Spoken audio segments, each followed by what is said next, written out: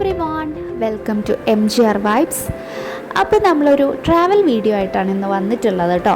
വേറെ എവിടേക്കുമല്ല പോയത്, മുത്തപ്പനെ കാണാനാണ് കേട്ടോ പോയിട്ടുള്ളത്. അപ്പോൾ ചാനൽ ഇഷ്ടമാവുന്നുണ്ടെങ്കിൽ എല്ലാവരും ഒന്ന് സബ്സ്ക്രൈബ് ചെയ്ത് സപ്പോർട്ട് ചെയ്യണേ. തൊട്ടടുത്തുള്ള ബെല്ലൈക്കൺ കൂടി പ്രസ് ചെയ്യാം. ഓക്കെ, നമ്മൾ ഈ മലബാറുകാർക്ക് മുത്തപ്പൻ ഒരു കാണപ്പെട്ട ദൈവം തന്നെയാണ്. മുത്തപ്പനെ വന്ന് കണ്ട് നമ്മുടെ മനസ്സിലെ സന്തോഷങ്ങളും സങ്കടങ്ങളും ഒക്കെ പങ്കുവെച്ചാൽ കിട്ടുന്നൊരാശ്വാസം അത് പറഞ്ഞറിയിക്കാൻ വയ്യാത്തതാണല്ലേ. അപ്പോൾ അങ്ങനെ മുത്തപ്പനെ കാണാനായിട്ട് ഇറങ്ങിയതാണേ. ഞായറാഴ്ചയായിരുന്നു വന്നത്. തിരക്ക് കുറച്ച് കുറവായിരുന്നു. സൺഡേ ആയതുകൊണ്ട് ഭയങ്കര തിരക്കുണ്ടാവുമെന്നാണ് കരുതിയത്. ഈവനിങ് ആയിരുന്നു കേട്ടോ. അപ്പം സന്ധ്യാസമയത്ത് ഇവിടെ വെള്ളാട്ടം ഉണ്ടല്ലോ, അപ്പോൾ അതുകൂടെ കാണാമെന്ന് കരുതിയിട്ടാണ് ഈ വൈകുന്നേര സമയത്ത് ഇറങ്ങിയത്. അപ്പം നിങ്ങൾക്ക് അറിയായിരിക്കും, ഇവിടെ തിരുവപ്പനും മുത്തപ്പനും ഉണ്ട് കേട്ടോ. തിരുവപ്പൻ എന്ന പേരിൽ മഹാവിഷ്ണുവിൻ്റെയും അതുപോലെ മുത്തപ്പൻ എന്ന പേരിൽ പരമശിവനെയുമാണ് ഇവിടെ തെയ്യം കെട്ടി ആടുന്നത്. അപ്പോൾ ഞങ്ങൾ കയറി തൊഴുതു. വെള്ളാട്ടം തുടങ്ങാനായിട്ടുണ്ടായിരുന്നില്ല. അപ്പോൾ ജസ്റ്റ് ഒന്ന് നടന്ന് വരാമെന്ന് കരുതി നടക്കാൻ ഇറങ്ങിയിട്ടുണ്ട് പുറത്തേക്ക്.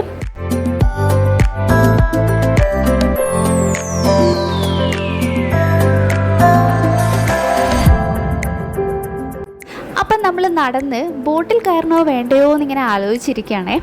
അപ്പോൾ 5:30-6 മണി ടൈം ആയതുകൊണ്ട് പല ബോട്ടും അവിടെ നിർത്തി വെച്ചിട്ടുണ്ടായിരുന്നു കേട്ടോ.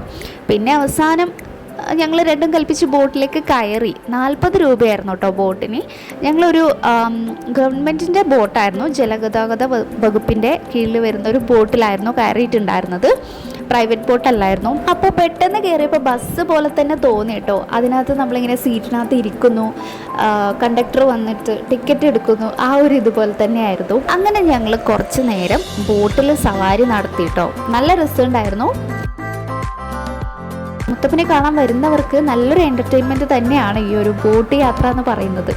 അപ്പോൾ റിച്ചൂസ് ഇത് 2ാമത്തെ തവണയാണ് ബോട്ടിൽ കയറുന്നത്. ആദ്യം ഒരു ബോട്ടിനകത്ത് കയറിയിട്ടുണ്ടായിരുന്നു മുന്നേ വന്നപ്പോൾ.